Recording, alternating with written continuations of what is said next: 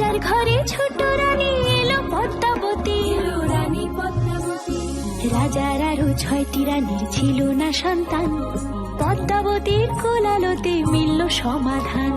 বছর যেতে জন্ম নিল 7 ছেলে 1 মেয়ে, হয় খুশির আকাশ হঠাৎ কালো মেঘে গেল ছেয়ে। হিংসেতে যায় জ্বলে পুড়ে বাকি 6টি রানী, যুক্তি করে ঘটায় ওরা 7 কুমারের হানি। সুযোগ মতো 7 ছেলেকে মাটিতে দেয় পুঁতে, বাঁচে একা পারুল, ওরা পায় না তাকে ছুতে। ধাইমা বাজায় সেই মেয়েকে বড় করে তোলে, 7 ভাইকে পায় যে পারুল 7টি চাপা ফুলে।